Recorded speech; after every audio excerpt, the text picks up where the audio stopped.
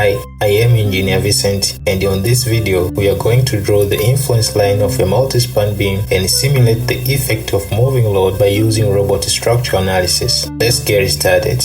After opening robot structure analysis, click New and then select the Frame 2D design template. Before we start our project, let's set the units first by clicking the Tools menu, then Job Preferences, then Units and Format, then select Metric as our default units, then click OK. After setting metric as default units, it's time now to define axis of our project. Let's select Axis Definition toolbar and then start setting out axis by selecting Cartesian coordinates. Then on x-axis put 0 on position, then 2 on number of repeat, then 2 on distance, then click Add. We repeat the same procedures for z-axis, but we should put 0 on all boxes, then set numbering to ABC, then click Add, Apply, then Close. Let's now select Members toolbar, then choose Beam as our member type. One thing we should understand here is that we can select any section we want because the purpose of this tutorial is to do structural analysis and not designing. We will take a close look on sections when we start tutorials about designing. Now let's put our beams on axis intersections. Let's switch on member numbers, then select member 2, then click Edit menu, then Divide. We are going to divide it by half so that we can create a hinge as shown on the question on the top left corner of your screen.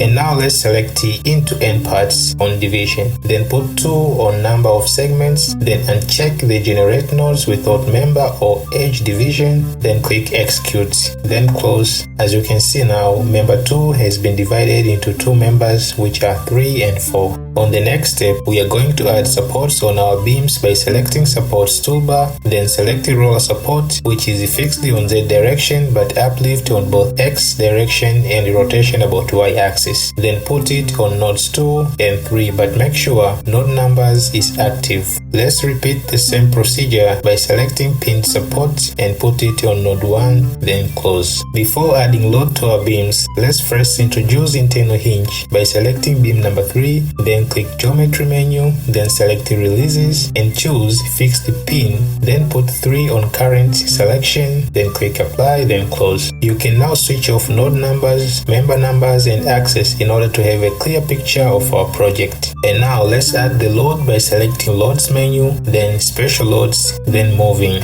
Let's create a new vehicle by clicking New, then write Unit Load, then click OK. On load types, choose concentrated force, then put F is equal to 1, X is equal to 0, and S is equal to 0. Then click Add, then close. Now, let's create a load case by writing influence line on name, then define root by selecting line, then select 2 points, one from the start of the beam and the other at the end. Then let's go back to our moving loads dialog box and put 0.125 on step, then click Apply, then close all dialog boxes. And now let's do the calculation.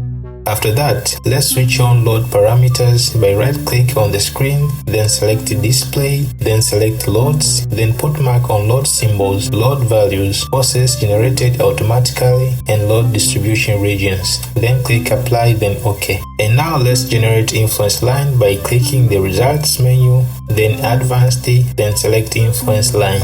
On NTM tab, select MY, then put 0.5 on position, which is relative position taken by dividing 1 meter distance of point B by 2 length of a beam element 1 as shown on the question. Then click Apply to see the influence line for the moment at point B, which is the same as the answer from the book.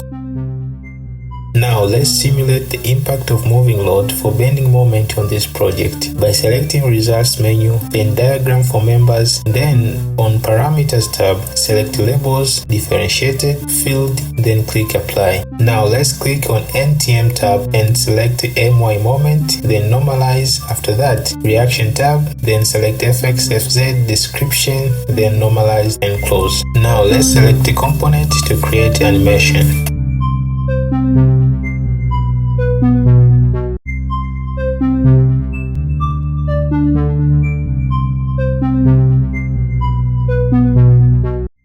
I hope you have learned something from this tutorial. Until next time, goodbye for now.